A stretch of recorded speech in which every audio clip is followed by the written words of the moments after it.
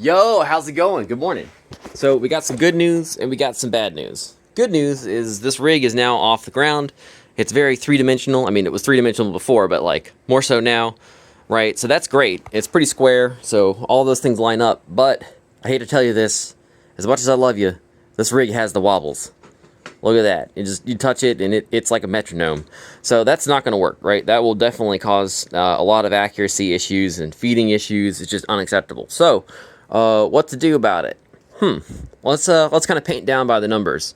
One, add more bracing brackets. Like, they're missing. I only have one on one side. Add tension cables across this thing to hold it under tension so it won't be able to change its dimensions so much. Reinforce the bottom of this. This thing is way the hell too long without having some sort of cross bracing down here, considering this is just aluminum. So that needs to get done. Or add weights so it doesn't wobble. See? Already better. Or 5, do none of that. And stop acting like I can't find the forest or the trees. Like, oh, what am I doing? Where's my face? What's going on? So here's the deal. The stuff I described sounds great in theory, and in practice, it'll solve a reasonable number, or a reasonable amount of that wiggle, but it probably won't solve all of it in the end. The deal is I'm using 2020 rail, and yeah, there's a way to get it more secure, maybe with like doubling or tripling up some of the components, this, that, or the other. But it's going to take me like 7 hours, believe it or not, to make those adjustments. I have to take the rig apart to reinforce it because of how the thing works. I have to go add extra bars to it and then reinforce those on all the sides. Then figure out how to like properly tension it, select wire, go buy the stuff, put weights on it and secure it to like properly. And then after doing all of that, it's still probably going to wobble some, right? Just to be honest, it's probably going to happen. So in lieu of doing that, because, you know, looking at it again, like where's the forest, who's the trees, and I can't find my face, all I need to do is keep it from wobbling. This is a demo. I'm building out the electronics, I'm building out the physical rig, proving that, you know, it can do this. It doesn't have to be the case that it stands alone as a rock in the field. It's like, well, you know, what other options do I have that won't cost me, you know, 7 or so hours of my time? Dot, dot, dot, dot. Stay tuned. What do I have in my house that doesn't move? Probably my workstation. It's not going anywhere. Well, I mean, a little bit anywhere. But yeah, basically I'm just going to go ahead and screw this guy into here, and then it's not going to wobble at all. Problem solved. And 20 minutes later, we look pretty well good to go. This thing right here is going nowhere. Up front, there's still a tiny bit, wow, tiny bit of wobble in this. But for reasons that are hard for me to explain, I will wait until I install the rest of this rig to bother bracing it any further.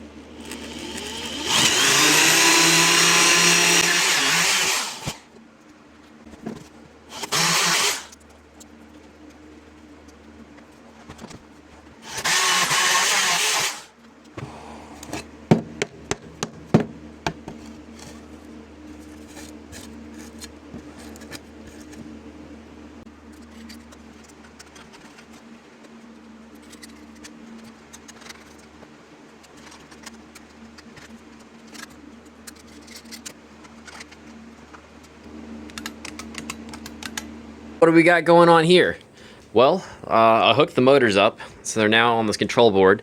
I built a state-of-the-art user interface system here. It's the best. Basically, these buttons are now rigged up, or should be. Well, I'll plug it in a bit and see if it actually works. But basically, what should happen is if I push up here, this guy should go out. If I push down here, this should go in like deeper, and this again is going to have the Dremel attached to it, so it'll be adjusting the cutting depth. After that, left and right should drive this guy left and right. To be fair, I don't really know which direction this motor is plugged in at, or these, so when I push up or down or left or right, it could totally just go backwards, but you know, it's buttons, so just push the one you want. Yeah, pretty much that's it. I'm going to plug it in. That's always the scary part, where you plug something in and see if it, you know, if it works or catches fire or, you know, does anything at all. So, see you in a second. So now I'm getting a little nervous. Basically, I'm just going to go ahead and flip this switch right here, which will arm it, and then from there, when I push these buttons, it should, in theory, do something. Let's see. Okay, 3, 2, 1, good luck. Alright, it's armed, and looks like we got some current going to the motors, which is a good sign.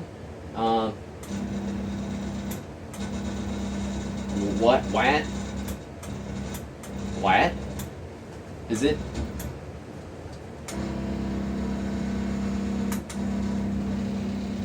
Oh shit. Okay, so they're going opposite directions because I hooked them up to go the same direction, but they're mirrored. So yeah. I mean, I totally meant to just align it. You know, that's all I was doing. I was making certain it was aligned. Lols. Let me actually get this thing aligned now. That's pretty cool. All right. So, okay. 3, 2, 1, better luck? Is it, what is it? Is it, it's working, but like, it looks like it's canting? Was it adjusting because of non-parallel bars here? I don't know. It's still pretty cool. I mean, it's moving. Alright. It looks like it kind of leveled out, like it found its natural equilibrium in between these things. I'm going to have to spend more time making sure these guys are parallel, because I think that's causing a little bit of canting to go on here. But, yeah, that's successful. Look, it's moving. I have an x-axis now. Alright, so let's try the z-axis here. That'll be harder to see on camera, but... Oh, Lord. I think it's working.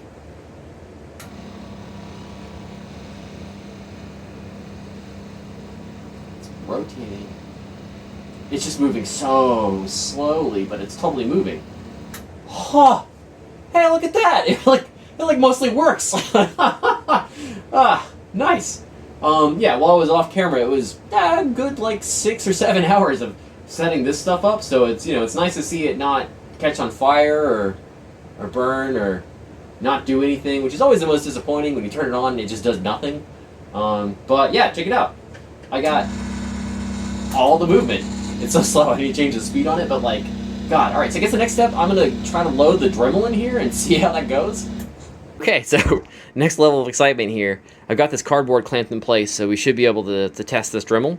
But here's the deal, this prototype is a prototype, and these loose, or these screws can come loose with all like the shaking and rattling this Dremel's going to do. I'm hoping that's not going to be the case. I mean, obviously I'll fix it if I have to, but I'm gonna turn it on, and 3, 2, 1, good luck. Oh yeah. Okay, awesome. I really don't feel too much vibration in the frame, and let's bring her in.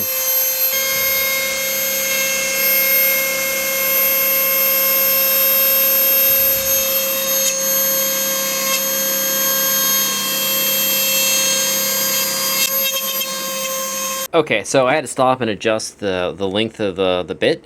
It was too short, and I was running this platform. Long story short, it was too short.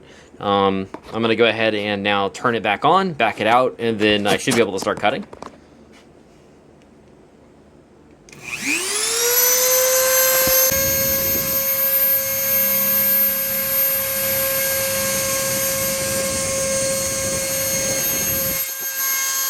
Alright, so now I'm gonna see about just trying to cut through this thing.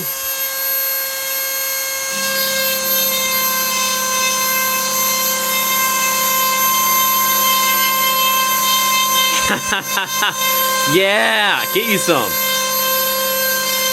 Look at that, nice and straight. Let me back it out.